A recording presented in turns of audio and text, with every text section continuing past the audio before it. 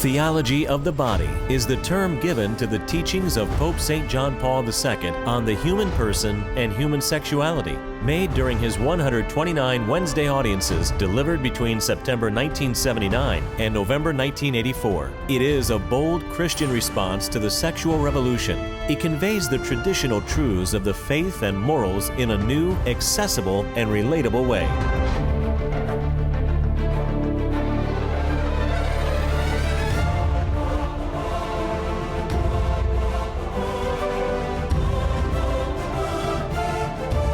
John Paul II's Theology of the Body. Welcome to TOB. ശരീരത്തിൻ്റെ ദൈവശാസ്ത്രം എന്ന പഠന പരമ്പരയുടെ 6ാമത്തെ എപ്പിസോഡിലേക്ക് നിങ്ങൾക്കെല്ലാവർക്കും സ്വാഗതം. നിങ്ങളോടൊപ്പം ഇവിടെ ഒരു ചെറിയ ഗ്രൂപ്പ്, ഒരു ക്ലാസ് റൂം ഉണ്ട്. അവരെയും ഞാനിതിലേക്ക് സ്വാഗതം ചെയ്യുന്നു. തിയോളജി ഓഫ് ദ ബോഡിയെക്കുറിച്ച് ചിന്തിക്കുമ്പോൾ പരിശുദ്ധ അമ്മയെ ആണ് ആദ്യം നമ്മുടെ മനസ്സിലേക്ക് കൊണ്ടുവരേണ്ടത്. നമുക്ക് പരിശുദ്ധ അമ്മയുടെ പ്രത്യേക മാധ്യസ്ഥം നമുക്ക് നേടാം. നമുക്ക് ഒരുമിച്ച് ചൊല്ലാം. നന്മ നിറഞ്ഞ മറിയമേ സ്വസ്തി, കർത്താവ് അങ്ങയോടുകൂടെ സ്ത്രീകളിൽ അനുഗ്രഹിക്കപ്പെട്ടവളാകുന്നു. അങ്ങയുടെ ഉദരത്തിൻ ഫലമായി ഈശോ അനുഗ്രഹിക്കപ്പെട്ടവനാകുന്നു. പരിശുദ്ധ മറിയമേ തമ്പുരാന്റെ അമ്മേ, പാപികളായ ഞങ്ങൾക്ക് വേണ്ടി ഇപ്പോഴും ഞങ്ങളുടെ മരണസമയത്തും തമ്പുരാനോട് അപേക്ഷിച്ചുകൊള്ളണമേ. ആമേൻ. വിശുദ്ധ ജോൺ പോൾ രണ്ടാമൻ മാർപ്പാപ്പ ഞങ്ങൾക്ക് വേണ്ടി അപേക്ഷിക്കണമേ. നമുക്ക് ഇത് തുടങ്ങുന്നതിന് മുമ്പ് ഒരു തിരുവചനം നമ്മുടെ മനസ്സിലേക്ക് കൊണ്ടുവന്നിട്ട് നമുക്ക് അത് ചിന്തിക്കാം.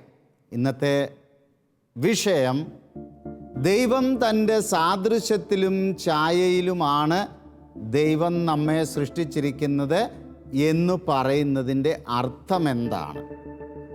അതിൻ്റെ ശരിയായിട്ടുള്ള ഒരു അണ്ടർസ്റ്റാൻഡിങ് ഈ എപ്പിസോഡ് കഴിയുന്നതോടുകൂടി നമുക്ക് ലഭിക്കും. നമുക്ക് വിഷ്വലിലേക്ക് നോക്കാം. ദൈവം വീണ്ടും അരുളി ചെയ്തു. ആർക്കെങ്കിലും ഒരാൾക്ക് വായിക്കാമോ അത്?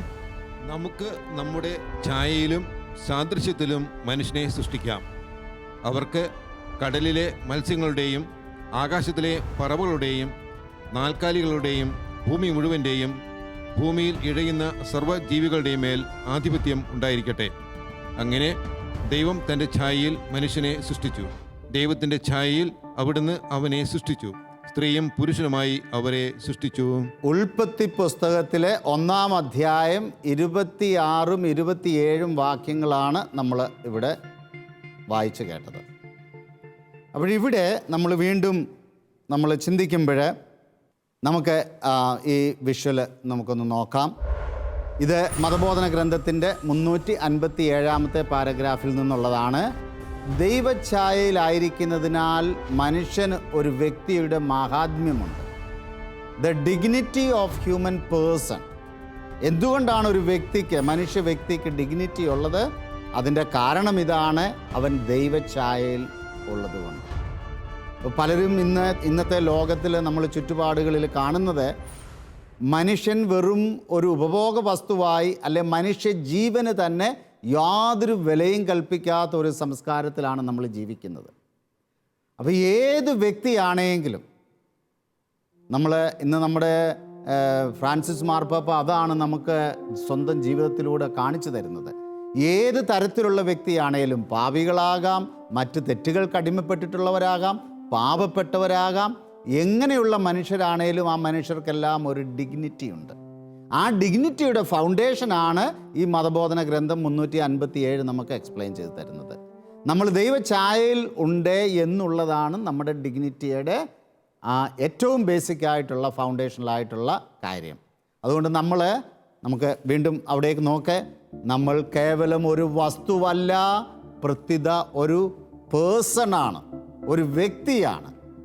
സ്വയം അറിയുവാനും സ്വയം ഉൾക്കൊള്ളുവാനും സ്വതന്ത്രമായി സ്വയം ദാനം ചെയ്യുവാനും ഇതര വ്യക്തികളുമായി സംസർഗത്തിൽ ഏർപ്പെടുവാനും മനുഷ്യൻ കഴിവുണ്ട്. മനുഷ്യന് മാത്രമേ അതിനുള്ള കഴിവ് ദൈവം കൊടുത്തിട്ടുള്ളൂ. അതാണ് നമ്മുടെ ഡിഗ്നിറ്റിയുടെ ഏറ്റവും ക്ലൈമാക്സ് എന്ന് പറയുന്നത്. വേറൊരു സൃഷ്ടിക്കും ഈ കഴിവ് ദൈവം കൊടുത്തിട്ടില്ല. മനസ്സിലായോ? അപ്പം നമ്മുടെ ഡിഗ്നിറ്റിയുടെ ഫൗണ്ടേഷൻ എന്താണ്? എന്തുകൊണ്ട് നമുക്ക് ഹ്യൂമൻ ഡിഗ്നിറ്റി മറ്റുള്ളവർക്ക് കൊടുക്കണം? എന്താണ് അതിൻ്റെ ഫൗണ്ടേഷൻ? ദൈവത്തിന്റെ ഛായയിലാണ് നമ്മൾ സൃഷ്ടിക്കപ്പെട്ടിരിക്കുന്നത്. അതുകൊണ്ട് നമ്മളൊരു വ്യക്തിയാണ്, it's A divine person. Okay, അപ്പം നമ്മൾ ആ ദൈവത്തിൻ്റെ ഛായയിൽ സൃഷ്ടിക്കപ്പെട്ടിരിക്കുന്നത് കൊണ്ട് നമുക്ക് ആ ഒരു ഡിഗ്നിറ്റി ഉണ്ട്. അപ്പോൾ അതിൻ്റെ വേറൊരു വശം എന്താണ്? അതുകൊണ്ട് നമുക്ക് യൂസ് ആൻഡ് ത്രോ കൾച്ചറിൻ്റെ ആറ്റിറ്റ്യൂഡിലെ മനുഷ്യ വ്യക്തികളുമായിട്ട് നമുക്ക് ഇടപെടാൻ പറ്റുകയില്ല. മനുഷ്യരെ ഉപയോഗിക്കപ്പെടുവാൻ വേണ്ടിയിട്ടുള്ളവരല്ല. അതിൻ്റെ പ്രധാനപ്പെട്ട ഒരു മെസ്സേജ് അതാണ്. നമുക്ക് ഇനിയും അങ്ങോട്ടേക്ക് നോക്കാം. അപ്പോൾ മനുഷ്യൻ എന്തൊക്കെയാണ് പ്രത്യേകതകൾ ദൈവം നമ്മളെ ഈ ഛായയിൽ സൃഷ്ടിച്ചപ്പോൾ, ദൈവത്തിൻ്റെ ഇമേജിൽ സൃഷ്ടിച്ചപ്പോൾ തന്നിരിക്കുന്നത്? ഒന്ന്, ബുദ്ധി, ഇൻ്റലക്റ്റ്. ഒന്ന് വായിക്കാവോ അത്? ദൈവം നമ്മെ സൃഷ്ടിച്ചപ്പോൾ പഠിക്കുവാനും നമ്മുടെ ബുദ്ധി ഉപയോഗിച്ച് കാര്യങ്ങൾ ഗ്രഹിക്കുവാനുമുള്ള കഴിവ് അവിടുന്ന് നൽകി. ദ ഇൻ്റലക്റ്റ്, ഈ ഫാക്കൽറ്റി ദൈവത്തിൻ്റെ ഛായയിൽ നമ്മെ സൃഷ്ടിച്ചതിൽ നമുക്ക് ലഭിച്ച ഒരു ഫാക്കൽറ്റിയാണ് ബുദ്ധി. അതുപോലെ തന്നെ തിരഞ്ഞെടുക്കുവാനുള്ള ഒരു സ്വാതന്ത്ര്യം. അപ്പോൾ ഈ ഇൻ്റലക്റ്റ് ഉള്ളത് കൊണ്ട് we have A free will, and also we have A free will means നമുക്ക് ചൂസ് ചെയ്യാം. ഫ്രീ വില്ലിൻ്റെ ഒരു പ്രത്യേകത അതാ, നമുക്ക് ചൂസ് ചെയ്യാം. അപ്പം ഫ്രീഡം ടു ചൂസ്, ഇത് ആദ്യ മനുഷ്യനിൽ നമ്മൾ കണ്ടിരുന്നോ? ആദത്തിലും ഹവ്വയിലും അവർക്ക് ചൂസ് ചെയ്യാനുള്ള ഒരു അവസരം ദൈവം കൊടുത്തു. നന്മ തിന്മകൾ ചൂസ് ചെയ്യുവാനുള്ള ഒരു അവസരം.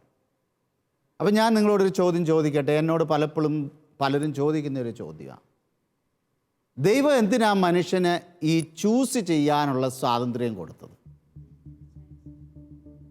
പറഞ്ഞോ, മൈക്കിലൂടെ ഉറച്ചു പറഞ്ഞു. ദൈവത്തിന്റെ ഛായ സൃഷ്ടിച്ചുകൊണ്ട്. ഓക്കെ, അപ്പോൾ ദൈവത്തിന് അറിയാം മനുഷ്യൻ ചൂസ് ചെയ്യുമ്പം തെറ്റായ കാര്യങ്ങൾ ചൂസ് ചെയ്യുമെന്നറിയാം, ഇല്ലേ? പിന്നെന്തിനാ ദൈവം ഈ വേണ്ടാത്ത കാര്യം കൊടുത്തത്? മനുഷ്യന്റെ ഡിഗ്നിറ്റിയെ ദൈവം റെസ്പെക്ട് ചെയ്യുന്നുണ്ട്. മനുഷ്യന്റെ ഡിഗ്നിറ്റിയെ ദൈവം റെസ്പെക്ട് ചെയ്യുന്നു. Very good. ഇന്ന് മനുഷ്യന്റെ ഡിഗ്നിറ്റി മനസ്സിലാക്കുന്നില്ല. പക്ഷെ ദൈവം അവൻ്റെ ഡിഗ്നിറ്റി ഇതാണ്. അവന് ഫ്രീ വില്ലുണ്ട്. So he can freely choose, the freedom to choose. അത് വളരെ പ്രധാനപ്പെട്ട ഒരു പോയിൻ്റാണ് നമ്മൾ മനസ്സിലാക്കാനുള്ളത്. ഇനിയും നമുക്ക് വീണ്ടും നമുക്ക് വിഷ്വൽ അങ്ങോട്ടേക്ക് നോക്കാം. സ്വയം നിർണയിക്കുവാനുള്ള ഒരവകാശം മനുഷ്യന് കൊടുത്തു. അതാണ് സെൽഫ് ഡിറ്റർമിനേഷൻ. അവന് വേണോ വേണ്ടായോ, free will, freedom to choose. അതോടൊപ്പം തന്നെ ബുദ്ധിയും സ്വാതന്ത്ര്യവും ഉപയോഗിച്ച് ജീവിതത്തിൻ്റെ ഗതി നിയന്ത്രിക്കുവാനുള്ള കഴിവും മനുഷ്യന് ദൈവം കൊടുത്തു. അപ്പോൾ പലരും ചോദിക്കുന്ന ചോദ്യം ഇതാണ്, ആദ്യ മനുഷ്യൻ പാപം ചെയ്യും എന്ന് ദൈവത്തിന് അറിയാമായിരുന്നു, പിന്നെന്തിനാണ് അങ്ങനെ ഒരു ക്ലോസ് അവിടെ? ആ ചൂസ് ചെയ്യാനുള്ള അവസരം ദൈവം കൊടുത്തത് എന്തിനാണെന്ന്. ഇതാണ് അതിൻ്റെ കാരണം. ദൈവം നമ്മളെ അങ്ങേയറ്റം സ്നേഹിക്കുന്നു. ഞാൻ ഇനിയും വേറൊരു ചോദ്യം ചോദിക്കട്ടെ. അപ്പോൾ ദൈവം ഇത് കൊടുത്തില്ലായിരുന്നു എങ്കിൽ എന്തായിരുന്നു സംഭവിക്കുന്നത്? ഈ ഫ്രീഡം, സെൽഫ് ഡിറ്റർമിനേഷൻ, ഈ ഫ്രീ വിൽ, ഇതൊക്കെ ദൈവം കൊടുത്തില്ലായിരുന്നു സപ്പോസ് എങ്കിൽ മനുഷ്യൻ എന്ത് സംഭവിക്കുമായിരുന്നു? ചിന്തിച്ചിട്ടുണ്ടോ അതിനെക്കുറിച്ച്? നമ്മൾ റോബോട്ട്സിനെ പോലെ ആയേനെ. Very good. നമ്മൾ റോബോട്ട്സിനെ പോലെ ആയേനെ. കാരണം എന്താ? റോബോട്ട്സിന് സ്വാതന്ത്ര്യമുണ്ടോ? അവരെല്ലാ കാര്യവും ചെയ്യുന്നുണ്ട്. പക്ഷെ എങ്ങനെയാ ചെയ്യുന്നത്? അവർക്ക് കൊടുത്തിരിക്കുന്ന കമാൻഡ് അതേപടി, അവരുടെ കമാൻഡ് അതുപോലെ, ദേ ആർ കൺട്രോൾഡ്. അപ്പം നമുക്ക് വേറൊരർത്ഥത്തിൽ പറഞ്ഞാൽ ദൈവം ഒരു സ്ലേവ് ഡ്രൈവറാണ്, നമ്മളെല്ലാം സ്ലേവ്സ്. ദൈവം പറയുന്നത് പോലെ അത് ചെയ്യ് ഇത് ചെയ്യ് എന്ന് പറഞ്ഞ് നമ്മൾ ജീവിക്കേണ്ടി വരും. നമുക്ക് സ്വാതന്ത്ര്യമില്ല. നമ്മുടെ വീട്ടിലെ നമ്മുടെ പെറ്റ് ഡോഗ്സ്, അതിന് നമ്മൾ സ്വാതന്ത്ര്യം കൊടുക്കുന്നുണ്ടോ?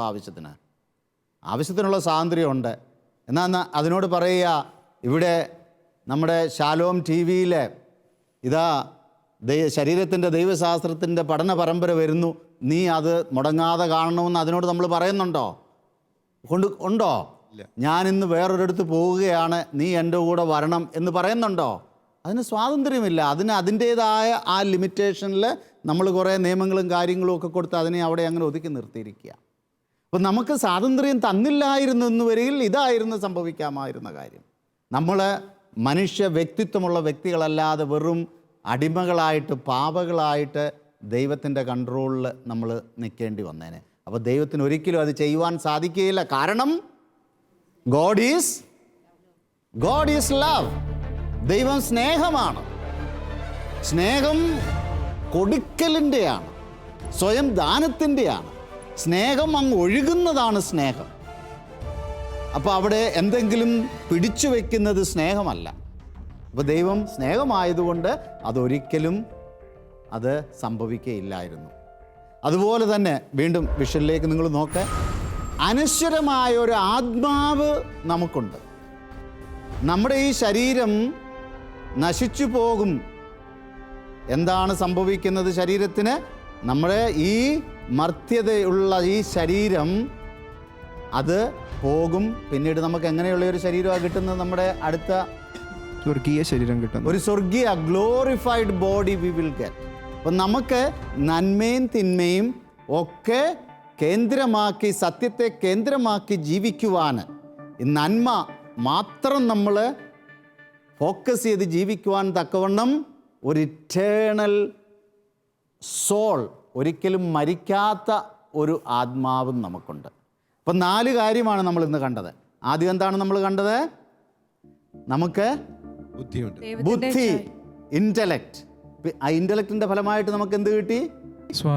സ്വാതന്ത്ര്യം, free will. We can choose, the freedom to choose. അത് കഴിഞ്ഞ് പിന്നെന്താ? തീരുമാനിക്കാനുള്ള കഴിവ് കിട്ടും. Self determination. അതുപോലെ തന്നെ നമുക്ക് അനശ്വരമായ ഒരു ആത്മാവ്. ഇത് വലിയ ദാനമല്ലേ? ദൈവം നമുക്ക് തന്ന നമ്മുടെ വ്യക്തിത്വത്തിൻ്റെ, നമ്മളൊരു വ്യക്തിയാണെന്നുള്ളതിൻ്റെ ഏറ്റവും വലിയ വിലമതിക്കാനാവാത്തതായ ദാനമാണത്. നമുക്ക് വീണ്ടും നമ്മുടെ വിഷ്വലിലേക്ക് നോക്കാം. CCC 356. ഈ പ്രപഞ്ചത്തിൽ സൃഷ്ടിക്കപ്പെട്ട എല്ലാ സൃഷ്ടികളുടെയും മകുടമാണ് മനുഷ്യൻ എന്ന് പറയുന്നതിൻ്റെ കാരണം ഇതാണ്. വേറെ ഒരു സൃഷ്ടിക്കും ഈ ഒരു ദാനം ലഭിച്ചിട്ടില്ല. എന്താണ്? ജ്ഞാനവും സ്നേഹവും വഴി ദൈവത്തിൻ്റെ ജീവനിൽ പങ്കുചേരുവാൻ വിളിക്കപ്പെട്ടത് മനുഷ്യൻ മാത്രമാണ്. ഈ ലക്ഷ്യത്തെ പ്രതിയാണ് അവൻ സൃഷ്ടിക്കപ്പെട്ടത്. അവൻ്റെ വ്യക്തിത്വത്തിൻ്റെ മാഹാത്മ്യവും അതിൻ്റെ കാരണവും ഇതുതന്നെയാണ്. മനസ്സിലായോ? വേറെ എന്തുകൊണ്ടാണ് മനുഷ്യൻ സൃഷ്ടിയുടെ മകുടം എന്ന് പറയുന്നത്? The crown of the creation. വേറൊരു സൃഷ്ടിക്കുമില്ലാത്ത ഈ പ്രത്യേകത ദൈവം മനുഷ്യന് മാത്രമേ കൊടുത്തിട്ടുള്ളൂ. മനസ്സിലായോ? നമുക്ക് വീണ്ടും അങ്ങോട്ടേക്ക് നോക്കാം, വിഷ്വലിലേക്ക്. ഇവിടെ 4 കാര്യം വീണ്ടും ആ മതബോധന ഗ്രന്ഥത്തിൽ നമുക്ക് വ്യക്തമായിട്ട് മനസ്സിലാക്കാൻ സാധിക്കും. ആദ്യത്തേത് വായിക്കാവോ? അവൻ ദൈവത്തിൻ്റെ ഛായയിലുള്ള, ദൈവം അവനെ സ്വന്തം ഛായയിൽ സൃഷ്ടിച്ചു. രണ്ടാമത്തേത് ആരാ വായിക്കുന്നത്? ആത്മീയവും ഭൗതികമായ ലോകങ്ങളെ സ്വന്തം പ്രകൃതിയിൽ അവൻ സംയോജിപ്പിക്കുന്നു. മനുഷ്യൻ മാത്രമേ ആത്മീയമായ മണ്ഡലങ്ങളെയും ഈ ഭൗതിക മണ്ഡലങ്ങളെയും അവൻ്റെ നേച്ചറിൽ യോജിപ്പിക്കുന്നുള്ളൂ. കണക്റ്റ് ചെയ്യുവാൻ കഴിവുള്ളത് മനുഷ്യൻ മാത്രമാണ്. The spiritual world and the material world, ഇത് രണ്ടും കൂടെ കണക്റ്റ് ചെയ്യുവാൻ മനുഷ്യന് മാത്രമേ കഴിവുള്ളൂ. കാരണം ആത്മാവ് മനുഷ്യന് മാത്രമേ അങ്ങനെ കൊടുത്തിട്ടുള്ളൂ. മൂന്നാമത്തേത്, സ്ത്രീയും പുരുഷനുമായി അവൻ സൃഷ്ടിക്കപ്പെട്ടിരിക്കുന്നു. സ്ത്രീയും പുരുഷനുമായി അവൻ സൃഷ്ടിക്കപ്പെട്ടു. ഇവിടെ ഒരു ചോദ്യം വരും. പലപ്പോഴും ഞാൻ ലോകത്തിൻ്റെ പല ഭാഗങ്ങളിലും ക്ലാസ്സുകൾ എടുക്കുമ്പോൾ ആളുകൾ ചോദിക്കുന്ന ഒരു ചോദ്യം ഇതാണ്: അപ്പോൾ ഈ സ്ത്രീയും പുരുഷനും അല്ലാതെ ഇന്നത്തെ ലോകം പറയുന്ന ആളുകളുടെയൊക്കെ കാര്യങ്ങൾ എങ്ങനെയാണ്? നമ്മുടെ തുടർന്നുള്ള എപ്പിസോഡുകളിൽ അത് വളരെ വ്യക്തമായിട്ട് സഭയുടെ അതിനെക്കുറിച്ചുള്ള നിലപാടുകളും അതിൻ്റെ പഠനങ്ങളും നമ്മൾ വിശദമായിട്ട് നമ്മൾ കൊണ്ടുവരുന്നുണ്ട്. അതുകൊണ്ട് ഞാൻ ആ കാര്യം ഇവിടെ ചർച്ച ചെയ്യുന്നില്ല. ഇനി 4-മത്തെ എന്താണ്? ദൈവം അവനെ തൻ്റെ സ്നേഹബന്ധത്തിൽ ഉറപ്പിച്ചിരിക്കുന്നു. ദൈവം അവനെ തൻ്റെ സ്നേഹബന്ധത്തിൽ ഉറപ്പിച്ചിരിക്കുന്നു. ദൈവവുമായിട്ട് നമുക്കുള്ള ഒരു റിലേഷൻഷിപ്പ് ഒരു കവനൻ്റ് റിലേഷൻഷിപ്പാണ്. എന്ന് പറഞ്ഞാൽ എന്താ കവനൻ്റ് റിലേഷൻഷിപ്പ് എന്ന് പറഞ്ഞാൽ? എന്നാ ഒരു ഉടമ്പടിയാണ് ദൈവവുമായിട്ടുള്ള ബന്ധം. നമുക്ക് എന്താണത്? ഉടമ്പടിയുടെ പ്രത്യേകത എന്താ? ആർക്ക് പറയാം? അതിനൊരു അവസാനമില്ല, നെവർ എൻഡിങ് ആയിട്ടുള്ള ഒരു അൺകണ്ടീഷണൽ നെവർ എൻഡിങ് ആണത്. ഇന്ന് നമ്മൾ ആ ബന്ധം ഉപേക്ഷിച്ച് പോയാലും ദൈവം നമ്മളെ ഉപേക്ഷിച്ച് പോവുമോ? ദൈവം കാരുണ്യവാനാണ്, സ്നേഹവാനാണ്. എത്ര പാപം ചെയ്താലും ദൈവം വീണ്ടും വീണ്ടും നമ്മളെ സ്നേഹിക്കുന്നു എന്ന് പറയുന്നതിൻ്റെയൊക്കെ അർത്ഥം ഇതാണ്. It's A covenant relationship. പലപ്പോഴും നമ്മൾ ചിന്തിക്കാറുണ്ട്, ഒത്തിരി പുണ്യപ്രവൃത്തികൾ ചെയ്യുന്നത് കൊണ്ട് ദൈവത്തിന് എന്നെ കൂടുതൽ ഇഷ്ടമാകുമെന്ന്. ദൈവത്തിന് നമ്മൾ എങ്ങനെ ജീവിച്ചാൽ, എന്നാൽ പാപത്തിൽ തന്നെ ജീവിക്കാം എന്ന് കരുതരുത്. അവിടെ ദുഃഖിച്ചുകൊണ്ട് ദൈവം വേദനിച്ചിരിക്കുക. കാരണം പാപം ചെയ്യുമ്പോൾ ദൈവവുമായിട്ടുള്ള ബന്ധം നമ്മൾ കട്ട് ചെയ്ത് കളയുകയാണ്. നമ്മൾ കട്ട് ചെയ്ത് കളയുകയാണ്. അവിടെ ദൈവം വേദനിക്കുകയാണ്. നമ്മളൊരു ഗ്രീവിങ് ഹോളി സ്പിരിറ്റിനെ കുറിച്ചൊക്കെ തിരുവചനത്തിൽ ദുഃഖിക്കുന്ന, വേദനിക്കുന്ന ഒരു ഹോളി സ്പിരിറ്റിനെ കുറിച്ചൊക്കെ നമ്മൾ തിരുവചനങ്ങളിൽ വായിക്കുന്നതിൻ്റെ കാരണം അതാ. ചുരുക്കി പറഞ്ഞു കഴിഞ്ഞാൽ, നമ്മൾ എന്ത് തെറ്റ് ചെയ്താലും ക്ഷമിക്കുവാൻ ശക്തനായി, കഴിവുള്ളവനായി നമ്മളെ സ്നേഹിക്കുന്ന ഒരു ദൈവമാണ് നമുക്കുള്ളത്. That is A covenant relationship. അതുകൊണ്ടാണ് ഈവൻ വിവാഹം പോലും it is A covenant relationship എന്ന് പറയുന്നത്.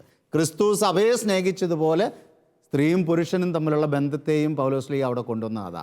It is A covenant relationship. അതൊരു കോൺട്രാക്റ്റ് അല്ല. മനസ്സിലായോ? ഓക്കെ. അപ്പോൾ ത്രിത്വൈക ദൈവത്തിൽ നമ്മൾ കാണുന്ന സ്നേഹമാണ് ഓരോ മനുഷ്യനിലും പ്രകടമാകുന്നത്. ഇത് നമ്മൾ കഴിഞ്ഞ ക്ലാസ്സുകളിലൊക്കെ നമ്മൾ പലപ്പോഴും കേട്ടിട്ടുള്ളതാണ്. നമ്മൾ ഒരു റിപ്ലിക്കയാണ്. പിതാവും പുത്രനും പരിശുദ്ധാത്മാവും സ്വയം ദാനമായി പരസ്പരം നൽകുന്ന അതിൻ്റെ ഒരു പ്രതീകമാണ് ഈ ലോകത്തിലുള്ള നമ്മളുടെ സ്നേഹം. അത് ഭാര്യാഭർത്തൃ സ്നേഹമാകട്ടെ, ഇനിയും വിവാഹം കഴിക്കാതെ, വിവാഹിതരാകാതെ മറ്റു പല കാര്യങ്ങൾ, ഇപ്പോൾ ഉദാഹരണം പറഞ്ഞാൽ സെലിബ്രേറ്റ്സ് ഉണ്ട്, അല്ലെങ്കിൽ സിംഗിൾസ് ഉണ്ട്, വിവാഹം കഴിക്കാത്ത വ്യക്തികളുണ്ട്. അപ്പോൾ ഇവിടെയെല്ലാം നമ്മൾ ശരീരത്തിന് സ്പൗസൽ മീനിങ് ഓഫ് ദ ബോഡിയെക്കുറിച്ചുള്ള ക്ലാസ്സുകൾ വരുമ്പോൾ അവരെങ്ങനെയാണ് ഇത് ഫുൾഫിൽ ചെയ്യുന്നതെന്നുള്ളതിൻ്റെ ഉത്തരം നിങ്ങൾക്ക് കിട്ടും. അപ്പോൾ എന്ത് തന്നെ ആയാലും സ്വയം ദാനമായി പരിപൂർണമായി സമർപ്പിക്കുന്നതിൻ്റെ ഒരു പ്രതീകമാണ് നമ്മളുടെ എല്ലാ ജീവിതത്തിൻ്റെ എല്ലാ മേഖലകളും. വിശുദ്ധ ജോൺ പോൾ രണ്ടാമൻ മാർപ്പാപ്പ ഈ ത്രിത്വൈക സ്നേഹത്തിൻ്റെ ആ വലിയ ആ ഒഴുക്ക്, ആ സ്നേഹത്തിൻ്റെ ഒഴുക്കിനെ the law of the gift എന്ന് പറഞ്ഞിട്ടുണ്ട്. നമുക്ക് വിഷ്വലിലേക്ക് നോക്കാം. ഇവിടെ എന്താണ് അവിടെ പരിശുദ്ധ ത്രിത്വത്തിൽ നടക്കുന്നത്? പിതാവ് അനന്തതയിൽ സ്നേഹം പുത്രനിലേക്ക് ഒഴുക്കുന്നു. പുത്രൻ ആ സ്നേഹം സ്വീകരിച്ച് സ്വയമായി ഒന്നും വെക്കാതെ സ്വയം ദാനമായി എല്ലാം തിരികെ പിതാവിങ്കിലേക്ക് കൊടുക്കുന്നു. ഈ സ്നേഹത്തിൻ്റെ ഫലമായിട്ടാണ് പരിശുദ്ധാത്മാവ് നമുക്ക് ലഭിച്ചിട്ടുള്ളത്. നമ്മൾ അതുകൊണ്ടാണ് വിശ്വാസ പ്രമാണങ്ങളിൽ നമ്മൾ ചൊല്ലുന്നത്, പിതാവിൽ നിന്നും പുത്രനിൽ നിന്നും പുറപ്പെടുന്ന പരിശുദ്ധാത്മാവിലും ഞാൻ വിശ്വസിക്കുന്നു എന്നുള്ളത്.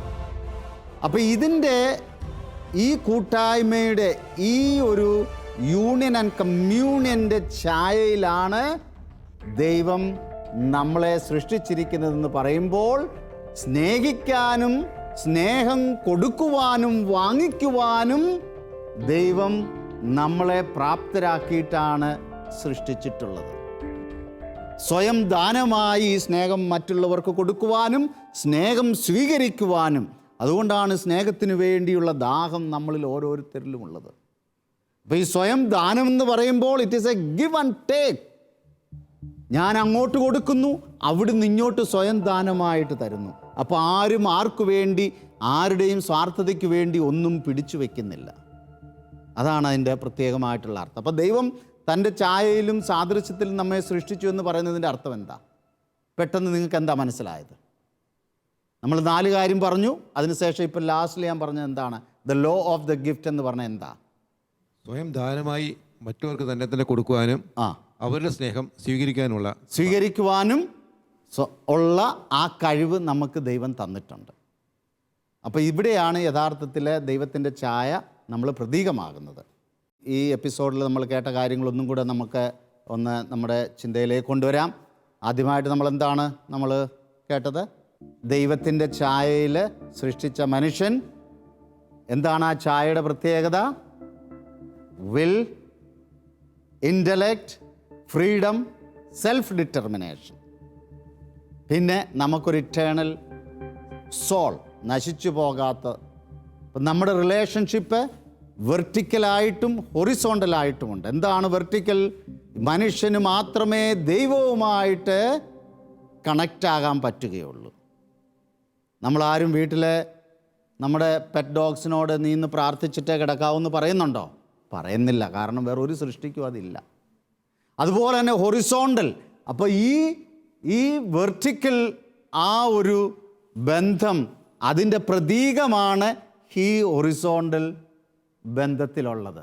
നമ്മൾ ഈ ലോകവുമായിട്ട് ബന്ധപ്പെടുമ്പോൾ ആ സ്നേഹമാണ് ഇങ്ങോട്ട് പ്രതിഫലിപ്പിക്കേണ്ടത്.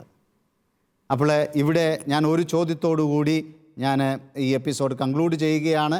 നിങ്ങൾ വിഷ്വൽ നോക്കുക. നമുക്ക് ഒരുമിച്ച് നമുക്കൊന്ന് വായിക്കാവോ ആരെങ്കിലും? സ്വർഗീയ സമ്മാനമായി നമ്മെയും മറ്റുള്ളവരെയും നമുക്ക് കാണാൻ സാധിക്കുന്നുണ്ടോ? നമ്മുടെ കുടുംബങ്ങളിലും ബന്ധങ്ങളിലും ഇടവകകളിലും സ്കൂളുകളിലും ജോലിസ്ഥലങ്ങളിലും പ്രാദേശിക സമൂഹങ്ങളിലും ഈ കാഴ്ചപ്പാട് എത്രത്തോളം മാറ്റമാവും സൃഷ്ടിക്കുക? ഇതാണ് ഈ എപ്പിസോഡിൽ എനിക്ക് നിങ്ങളോട് പറയാനുള്ള ഏറ്റവും വലിയ മെസ്സേജ്. മറ്റൊരു വ്യക്തി അവന് ഹ്യൂമൻ ഡിഗ്നിറ്റിയുടെ അടിസ്ഥാനം ദൈവത്തിൻ്റെ ഛായയിൽ സൃഷ്ടിച്ചിരിക്കുന്നതാണ്.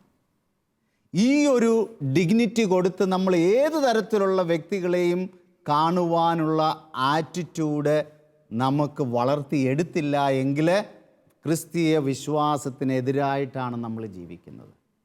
അത് നമുക്ക് ആ കുറവുകൾ തീർച്ചയായിട്ടും പരിശുദ്ധാത്മാവിൻ്റെ ശക്തിയിൽ നമ്മൾ മാറ്റിക്കഴിയുമ്പോൾ അവിടെയാണ് TOB ലെൻസിനെ കുറിച്ച് കഴിഞ്ഞ എപ്പിസോഡുകളിൽ ഞാൻ പറഞ്ഞത്, നമ്മുടെ ചിന്താഗതികളിൽ, കാഴ്ചപ്പാടുകളിൽ പരിശുദ്ധാത്മാവ് മാറ്റം വരുത്തും. അപ്പോൾ മറ്റുള്ളവരെ നമുക്ക് സ്നേഹിക്കുവാൻ സാധിക്കും. ഈ എപ്പിസോഡ് വളരെയധികം ശ്രദ്ധയോടുകൂടി കണ്ടുകൊണ്ടിരുന്ന നിങ്ങൾക്കെല്ലാവർക്കും വളരെ നന്ദി. Until we meet next time, bye. God bless you. നിങ്ങളുടെ വിലപ്പെട്ട അഭിപ്രായങ്ങളും നിർദ്ദേശങ്ങളും സംശയങ്ങളും ഞങ്ങളെ അറിയിക്കുക. info@tobforlife.org. അടുത്ത എപ്പിസോഡിൽ എന്താണ് യഥാർത്ഥ സന്തോഷം എന്നുള്ളതിനെക്കുറിച്ച് നമ്മൾ ചിന്തിക്കുന്നുണ്ട്. നമ്മൾ ഇന്നത്തെ ലോകത്തിൽ ഒത്തിരി സന്തോഷത്തിന് വേണ്ടി പരക്കം പായുന്നവരാണ്. നമ്മളെല്ലാവരും സന്തോഷം അനുഭവിക്കുവാൻ ആഗ്രഹിക്കുന്നവരാണ്. എന്നാൽ എന്താണ് യഥാർത്ഥമായിട്ടുള്ള സന്തോഷം? നമുക്കത് ലഭിക്കുവാൻ സാധിക്കുമോ? എങ്ങനെയാണ് നമുക്കത് ലഭിക്കുക? ഇങ്ങനെയുള്ള അനേകം ചോദ്യങ്ങൾ അടുത്ത എപ്പിസോഡിൽ നമ്മൾ കാണുന്നുണ്ട്, പഠിക്കുന്നുണ്ട്. എന്താണ് യഥാർത്ഥത്തിലെ സന്തോഷം? ഇതിനു വേണ്ടി കാത്തിരിക്കുക അടുത്ത എപ്പിസോഡിൽ. John Paul II's Theology of the Body.